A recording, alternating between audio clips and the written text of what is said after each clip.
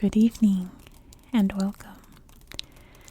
Tonight we are going to be going over the history and geography of Andalusia in Spain. As you can see, Andalusia is pretty much the entirety of southern Spain. Almost the entire southern Mediterranean coastline is part of Andalusia, which means there's beautiful beaches and things all down here. But Andalusia's landscape is mostly mountainous. There are many, many mountain ranges cutting through the land here. In particular, the Sierra Morena dominate this area up here, creating, as you can see, lots of little lakes in the valleys and big rivers and streams, including the most dominant waterway in Andalusia. See where it starts, the Guadalquivir River, which flows this way to this delta region known as the Doñana, which is really like the flattest part of the entire area, out into the Pacific Ocean here, the Golfo de Cádiz. There's also the Sierra Nevada Mountains, where you can find the highest peaks, I believe in Spain. I was going to say Andalusia, but I think it's Mulhacén. Mulhacén is the highest point in Spain, I want to say. So, very high mountains covering here. These mountains are also covered in lots of national parks and reserves, some of the largest in Spain, and even some of the largest in Europe, and some of the best kept and preserved areas in Spain, I should say. Probably Europe. Andalusia, when I think of it, I think of the historical cities and towns all throughout the landscape, and we'll be talking about a few of them. There is, of course, Cordoba. Right here you can see along the river. Further down the river you have Sevilla, or as we say in English, Seville.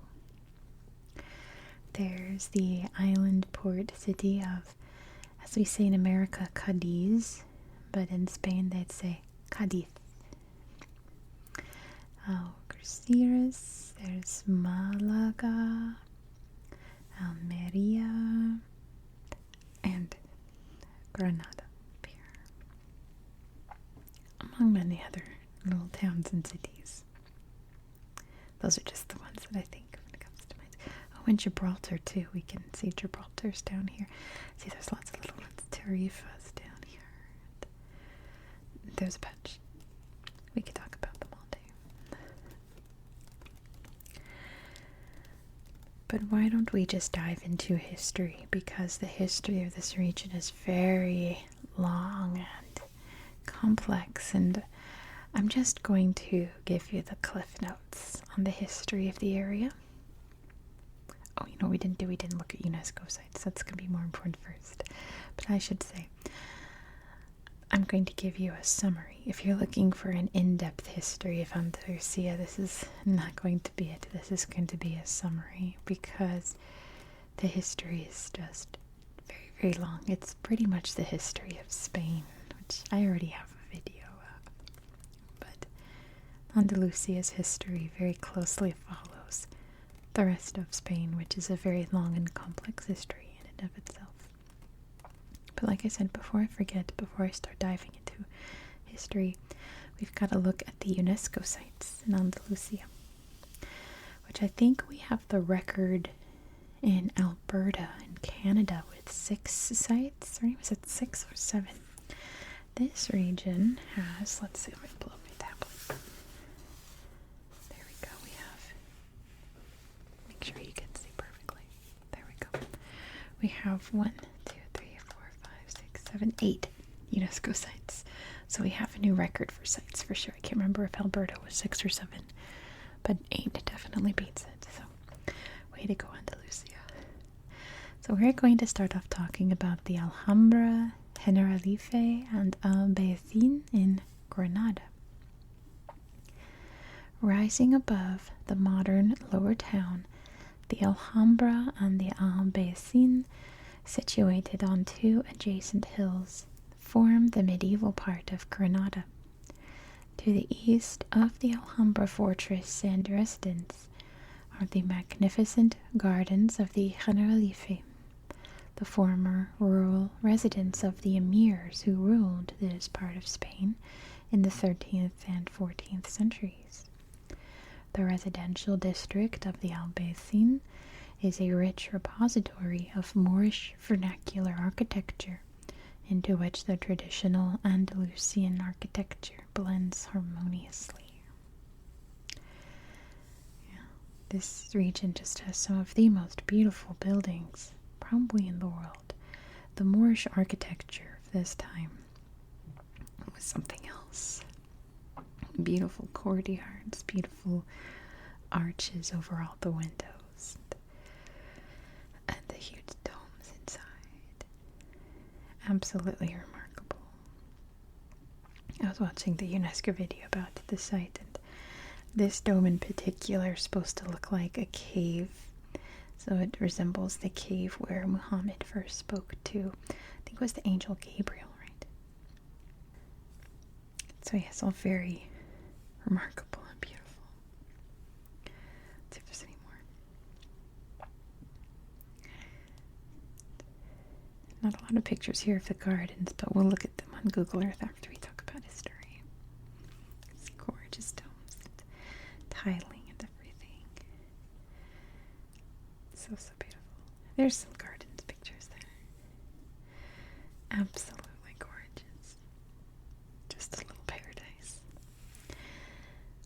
Speaking of beautiful little paradises, we have the historic center of Cordoba. Cordoba's period of greatest glory began in the 8th century after the Moorish conquest, when some 300 mosques and innumerable palaces and public buildings were built to rival the splendors of Constantinople, Damascus, and Baghdad.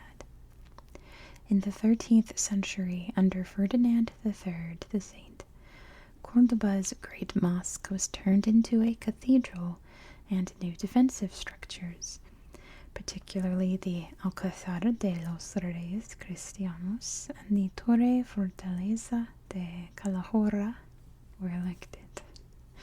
I'm sorry for my terrible Spanish. I'm trying. But this, to me, is one of the most iconic buildings of the world for the prayer room here, with these magnificent arches that just seem to stretch on for a long time. It reminds me of when you put two mirrors together and you stand in the middle and it just reflects for so long. This prayer hall reminds me of that, and it's so pretty. So apparently this building is now the largest mosque in Europe, which is also interesting because I can't think of many buildings that are a mosque and a Catholic cathedral. You can see the Catholic altar here. So pretty. All those details. Just so much love from both religions went into this building. So many just intricacies. I think that's really remarkable. There's another shot of the altar here. And the halls where Muslims would pray. This was a minaret. It's now a bell tower, I think. Yeah, you can see the bells. Very, very beautiful place. Again, to me, like, when I think of Andalusia, I think of this room right here. Next we have, like I already mentioned, the Doñana National Park. Doñana National Park in Andalusia occupies the right bank of the Guadalquivir River at its estuary on the Atlantic Ocean. Did I say Pacific Ocean? Did I say it flows to the Pacific?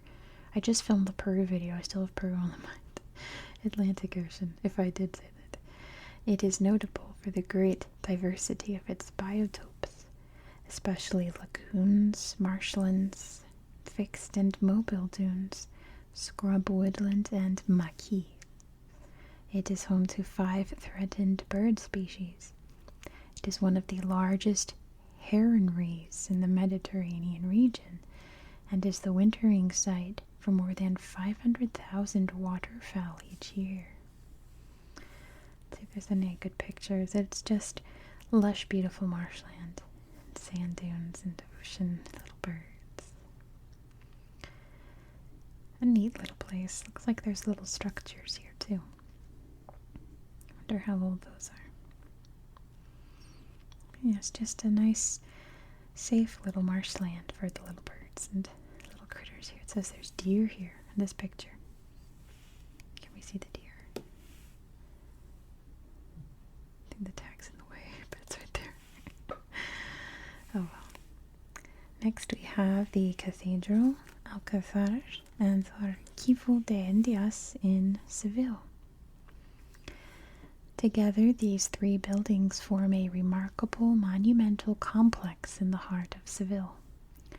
The cathedral and the Alcázar, dating from the Reconquest of 1248 to the 16th century, and imbued with Moorish influences, are an exceptional testimony to the civilization of the Almohads, as well as that of Christian Andalusia. The Giralda minaret is the masterpiece of Almohad architecture. It stands next to the cathedral with its 5 naves, the largest Gothic building in Europe. Wow. It houses the tomb of Christopher Columbus. The ancient Lonja, I'm always confused with Spanish, which became the Archivo de Indias, contains valuable documents from the archives of the colonies in the Americas. Let's see the pictures. We're going to look at this place on Google Earth too, because it's really remarkable from above. The largest Gothic building in Europe. It's a huge, huge cathedral, which you can see definitely used to be a Moorish building with these columns and arches, but remade with the Gothic style. There's Chris himself, which is perfect because the Google Earth picture isn't very good, so I can show you here that there's his tomb carried by these 4 giant statues here.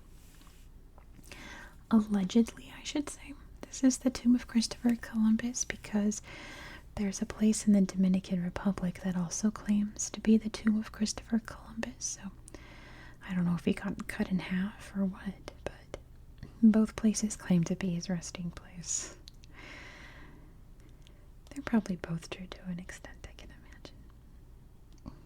Like maybe the one in the Dominican Republic is like his hand or something, I don't know. But that's the story, you know. Next we have the Renaissance monumental ensembles of Ubeda and Baeza. The urban morphology of the 2 small cities of Ubeda and Baeza in southern Spain dates back to the Moorish 9th century and to the Reconquista of the 13th century. An important development took place in the 16th century when the cities were subject to renovation along the lines of the emerging Renaissance.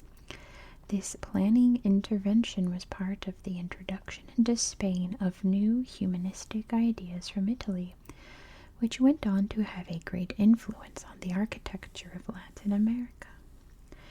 From what I recall reading about this site, this was obviously a Moorish city before the Reconquista became a Catholic city, and the rich families who lived in these cities commissioned some Renaissance artists in Italy to come and redecorate their towns in the modern Renaissance style, modern for the time.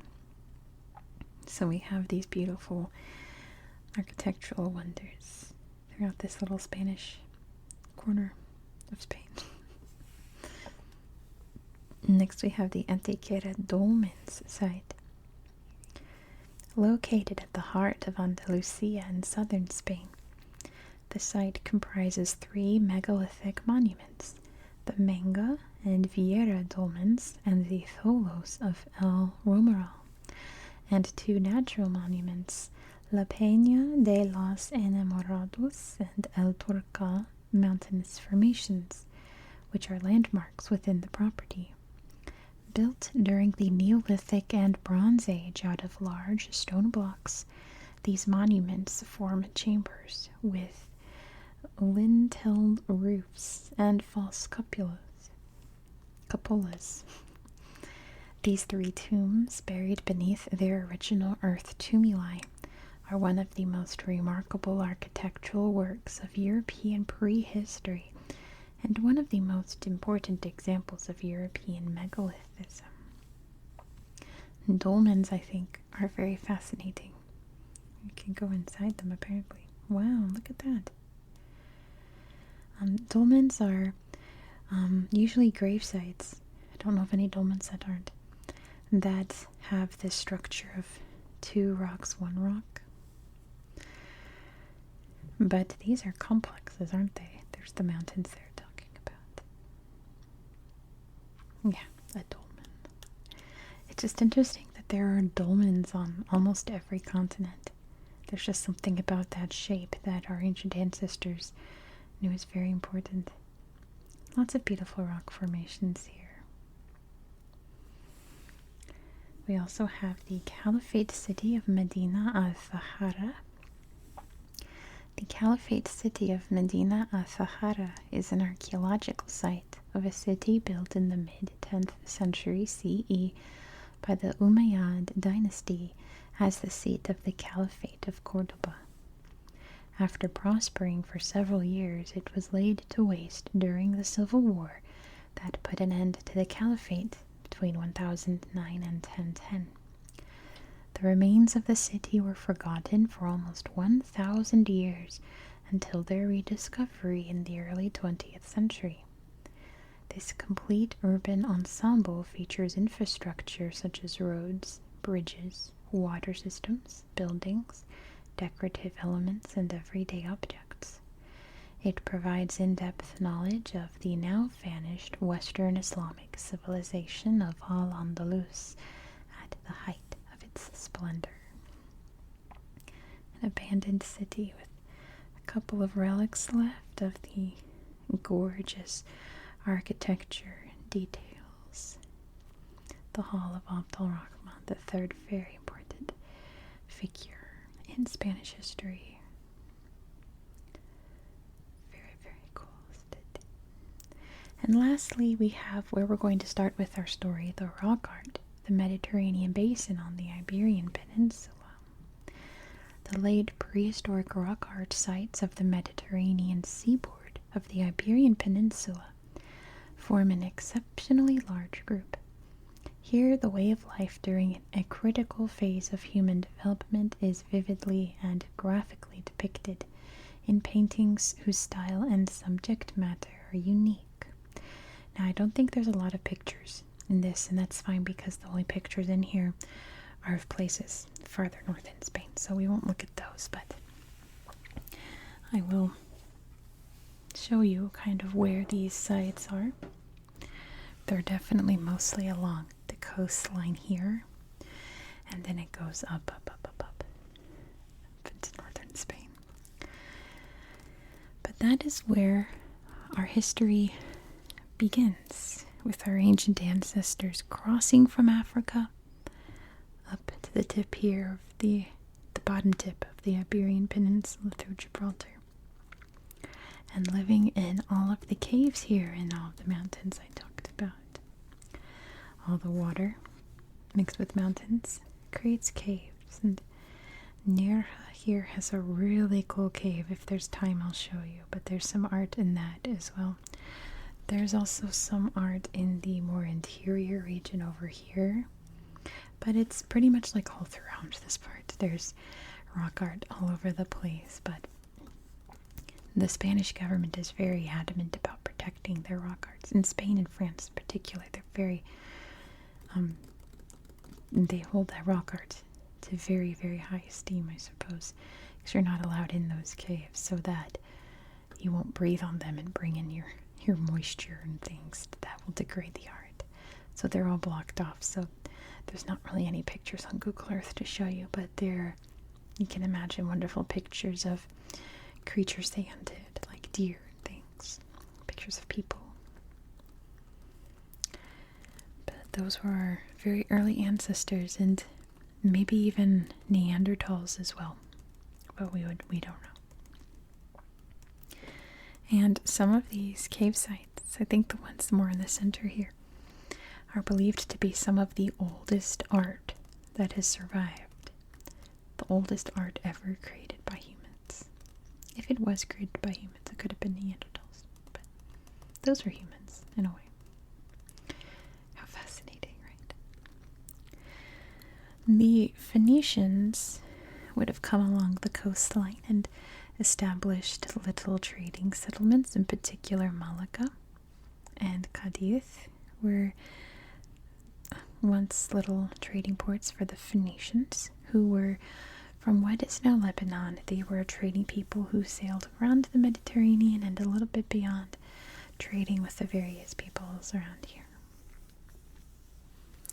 And the peoples they would have traded over here are mysterious. They're known as the Tortesos, and we don't know very much about them, but we just know that they're like indigenous Spanish peoples that would have lived somewhere in this area here.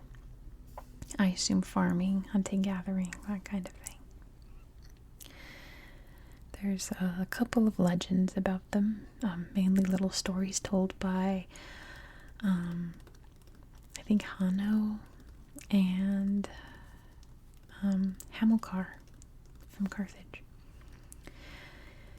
But we don't know much about them besides that. We just kind of know that they were there, that there are peoples here living in little tiny villages, you know.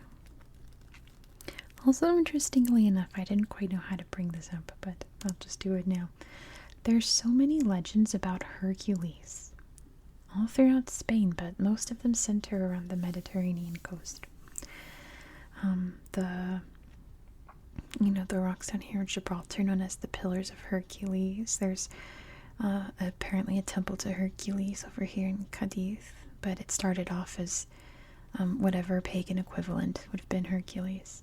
I guess Hercules was pagan too, but nonetheless, you understand what I'm saying. It's just like way too many Hercules myths in many parts of coastal Spain, but mostly down in here, which I think is interesting. I think there's something to that. But I don't have anything else to say about that because, we can't really prove Hercules was real. But like I was saying, when Hamilcar came through to expand the Carthaginian Empire, which is located in what's now Tunisia in northern Africa, they started to spread throughout the Iberian Peninsula. And definitely when his son, his nephew or son, Hannibal Barca, came through Spain to invade Rome, going over the mountains with his war elephants, conquering the region as he went, taking over regions for Carthage. But the Carthaginians would be very unsuccessful against Rome and Scipio Africanus, and they'd be defeated by the Romans, and the Romans would come in and start taking over and making little towns, making provinces, building aqueducts and roads and temples, making homes with beautiful mosaics, all those things that the Romans left behind for us to enjoy today. But that was not to last for very long. Once the Western Roman Empire began to decline, a people group known as the Vandals came through, and that is where we get the word vandalize from, because that is what they did to many of the places here. They just ransacked it and took it over. This would be in about the 5th century CE, and the Byzantines would try to combat them as much as possible. Sometimes successfully, sometimes unsuccessfully. But that wouldn't matter much for very long, because in the year 711, the Umayyads came in. The first major Islamic caliphate invaded and took over almost the entirety of Spain, but their stronghold was down here at the south where they first arrived. And this is where we get the Moorish culture. It's also where we get the name Andalusia, because it was the Vandals' land. So the Moors called the region Andalus, like Vandal, Andal. You get it. Like if you look at Andalusia and just imagine there's a V, you get Vandal. So it's the land of the Vandals, essentially, in Arabic. And this corner of Spain absolutely thrived under Muslim rule. There were little ups and downs, there were conflicts between the different emirs. All the little regions had their own rules, but they were all fairly united in their culture and, of course, religion.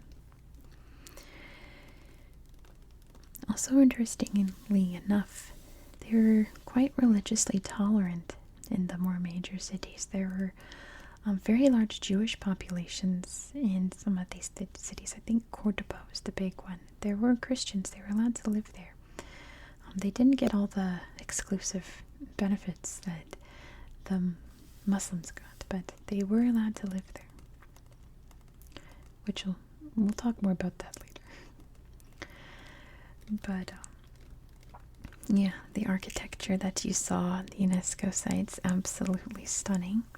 So many beautiful examples of Moorish architecture all throughout southern Spain and Andalusia. We've got the Great Mosque of Cordoba, the Alhambra over in Granada. We'll look at all these places on Google Earth because they're just so stunning. And like I'd pointed out, Abd al-Rahman was probably the most famous leader of this era, who was the Emir of Cordoba, because he commissioned the Great Mosque. There were lots of different Islamic groups. Like Moors is a huge umbrella term for the many different cultures. Like I mentioned, the Almohads, the Zirids, really big for a while.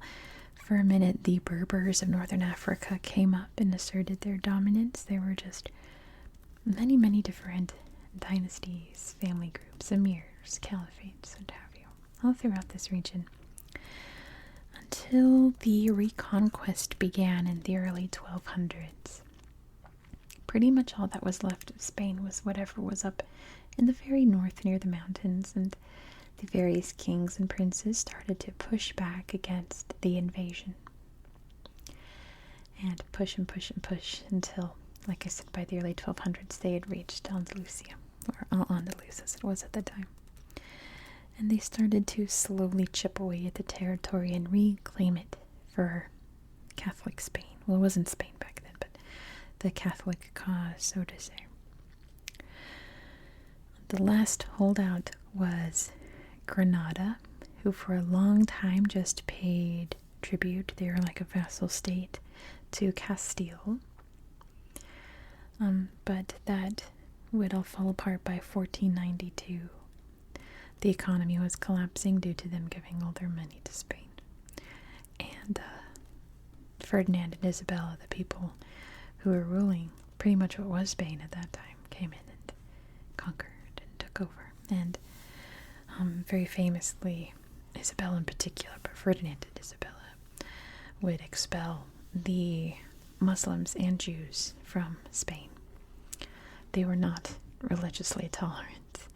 They said, time to go. There are, of course, like Muslims and Jewish people living here today, but at the time they wanted a 100% Catholic nation.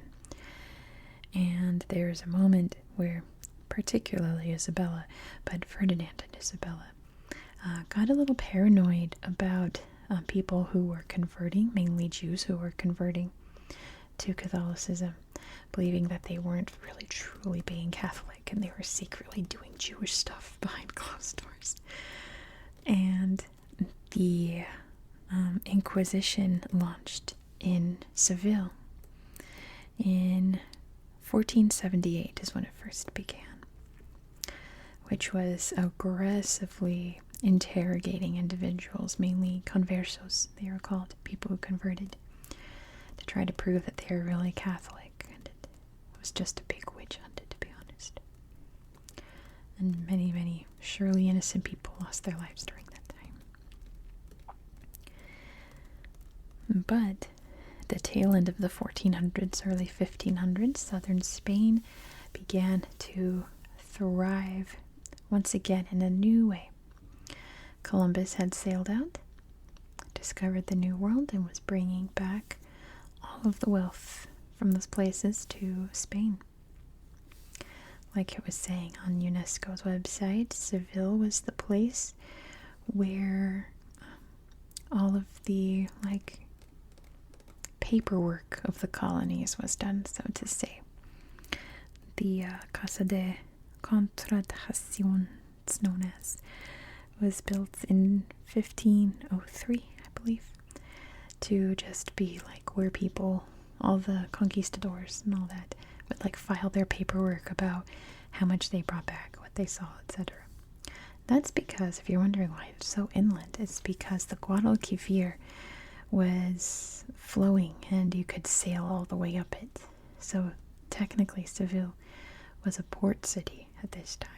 In about 200 years or so, it would start silting up, and you can't really sail huge ships all the way up to there anymore. So it's not really a port. It would be a huge decline for Seville at that time. But the 1500s, it was booming.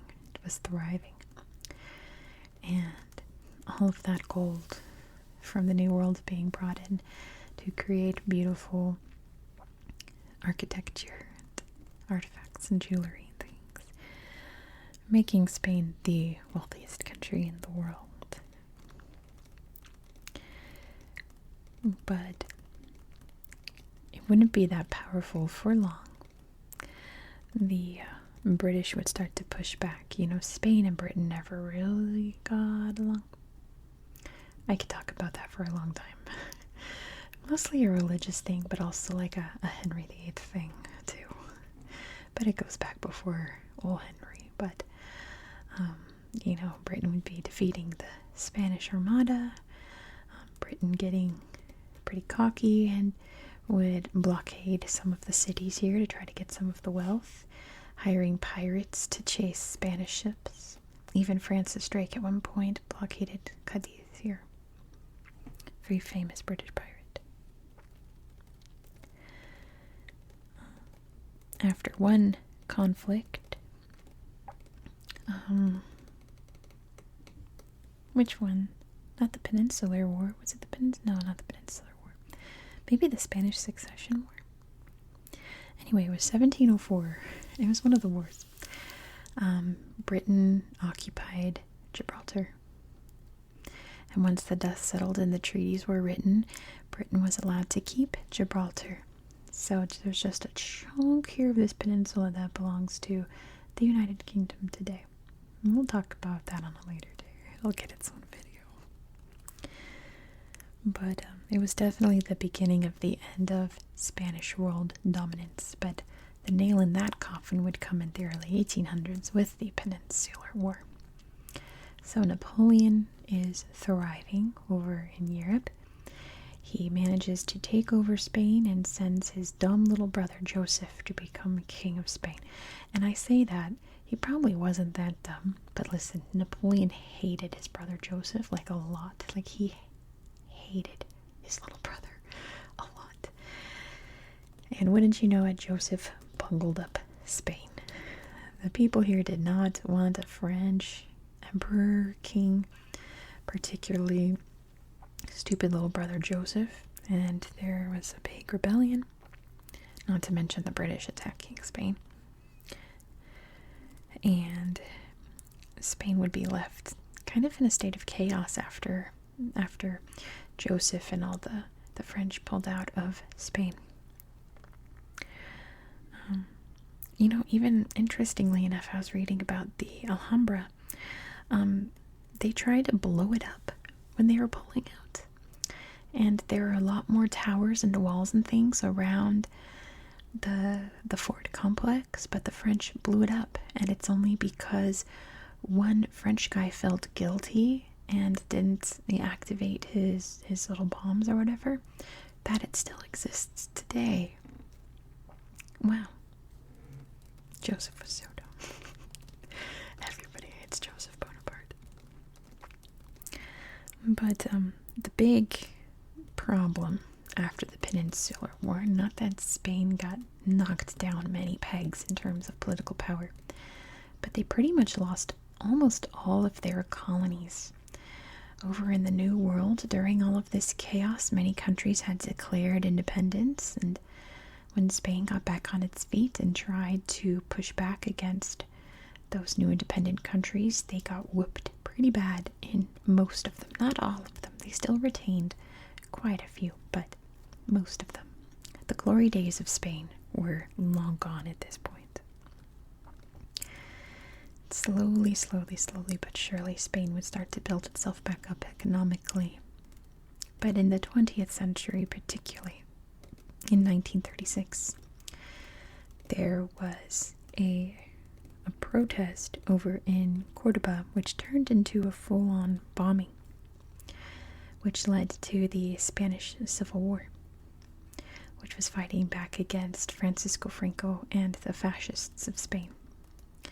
And it turned into an extremely bloody event in Andalusia and all of Spain. It was an absolute tragedy. So once the dust managed to clear from that, and once Franco finally kicked the bucket in the 1970s, did this region finally start to bounce back up. And it's entering, another kind of golden era. Not nearly as good as it was back in the 1500s, but it's still just a very beloved little corner of Spain. Lots and lots of tourism, lots and lots of skiing, particularly down here. Lots of beaches and good food. Good food. Yum, I can't stress enough. I'm a seafood person. I grew up in San Francisco. I think seafood is the best food. So paella, delicious. The culture here is so rich. There's so many other things I could have talked about. But like I said, this is the Cliff Notes. There's so much little bits of history all throughout this region. If I left anything out that you think I should have included, go ahead and put it down in the comments. Maybe I'll pin one of the best ones so that everyone can read it too. But in a nutshell, that is the history of Andalusia. Again, I could have gone more into detail. I had to scale back a lot of the things I wrote down, a lot of the notes I took. So let's take a look at some of these places. Oops. I'm still in Peru. Alright. One second. There we go. Okay. There we go. So let me start off by zooming out so we can see exactly where we are in the world. And whoa, not that far. I wasn't kidding when I was saying it's pretty much all of southern Spain. It's pretty much all of southern Spain. Here we can see the rest of Europe. This is the Iberian Peninsula here, Spain and Portugal, and I don't know if you'd consider Andorra part of it, but I guess you could, along with all the little islands around it. And why don't we take a look at the slideshow? See what we've got. We've got the beautiful cities. There's a important man there with his barrel. All the beautiful architecture, all the beautiful stonework, the beaches. Oh, that looks very peaceful there. The old fort walls there, the resorts. Like I'm saying, it's a big vacation spot nowadays in Spain. There's lots of Spanish vacation spots, but this is definitely not one of the worst because you've got the beach and you've got the history. You can go to all the museums and see the sights. Right? Let's head over to Cadiz because I never really realized that it was an island before. Looks like they've created a seawall so they can make it one big peninsula, but I was looking at old maps and sure enough, this used to just be an island. I didn't know that. Let's look at some pictures. Yeah, this is the beautiful beaches here and history as well. We already saw a lot of these. That being said, let's head over to... I want to show you the important ones first, and then we'll play around. You can see the Guadalquivir River Valley and the wetlands here, the Doñana. Let's look at Seville.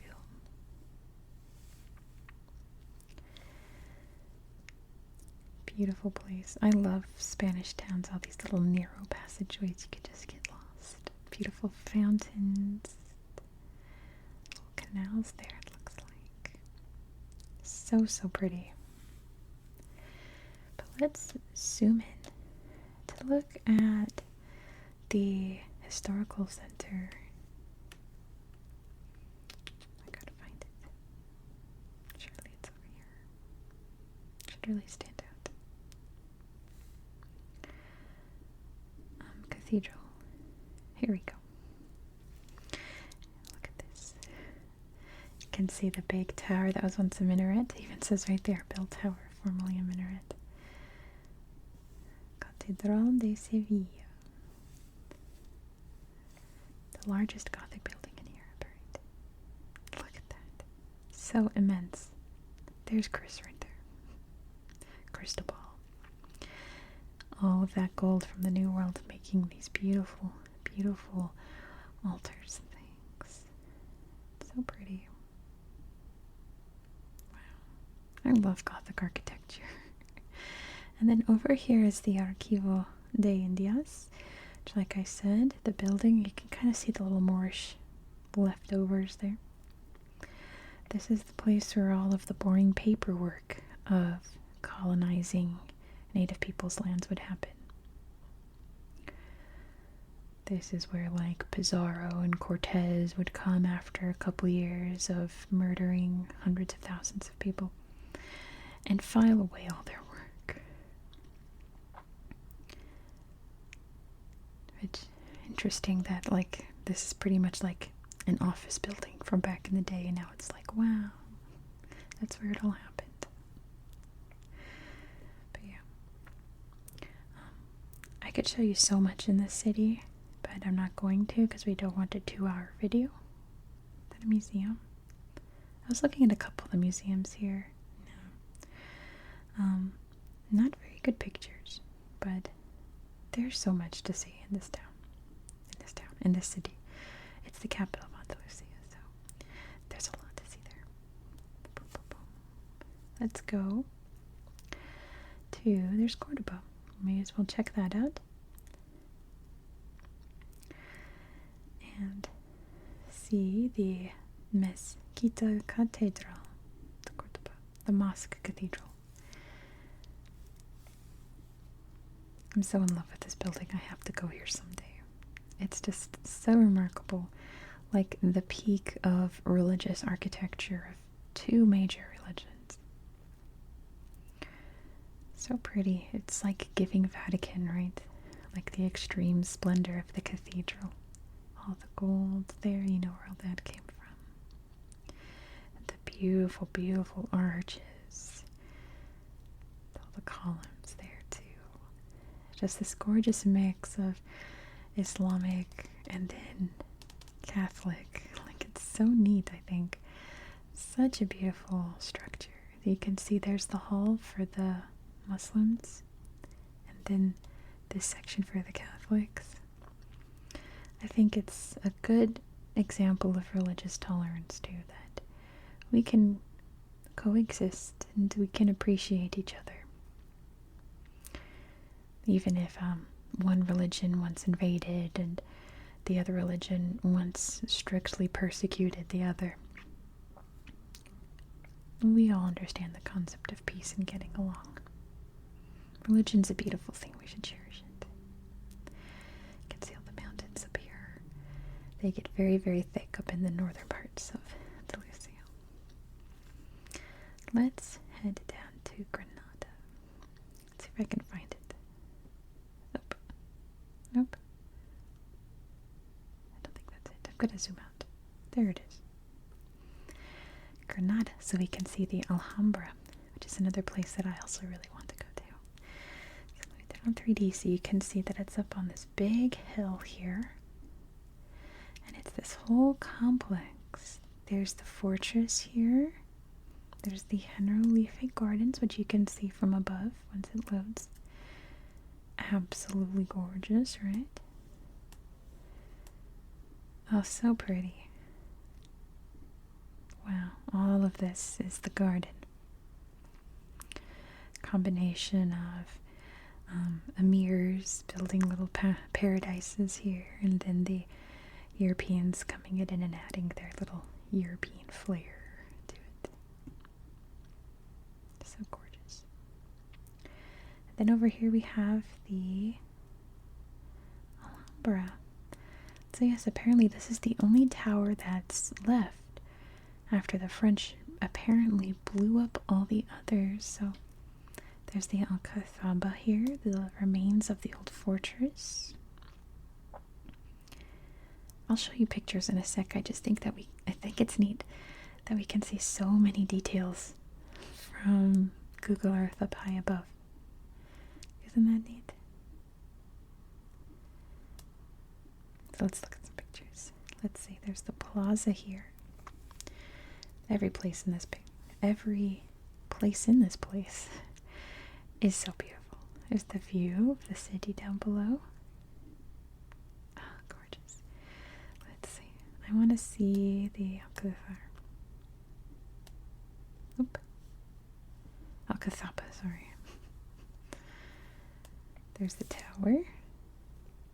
And that's all that's left of a once mighty Islamic fortress protecting the city, or the important people of the city, I should say. The beautiful courtyard here, the little fountain. So cool. Look at all the stonework. That's gorgeous. Little church there. Alhambra, fortified hilltop. Let's look at one last slideshow. So beautiful. The gardens inside. The beautiful courtyards. Oh, it's so pretty. I love it. Okay, so my camera stopped recording randomly, and now my kitten's awake. So let me wrap this up quickly. I could show you some mountain slideshows. The Sierra Nevada are pretty. Look at all the pretty snow. Lots of beautiful skiing spots here in the mountains. So nice. But I'm going to close the video with the cool caves I said I would show you down here. Cueva de Nera. It's so beautiful. I mean, you can see why there would be rock art here, because of course our ancient ancestors would come in here and think that this is just like a wonder, a splendor, you know, and want to decorate it. But like I said, I'm gonna end it there before my kitten starts running wild everywhere. So thank you so much for watching. If you enjoyed this style of content, please consider subscribing. Next on my series, we're going to be going over to India. And we're going to go to a place that you are not allowed to visit. It is forbidden for everyone in the world to visit there. And if you want to know why, be sure to subscribe so you won't miss out. I hope that you found this video relaxing and educational, and I hope that you have a good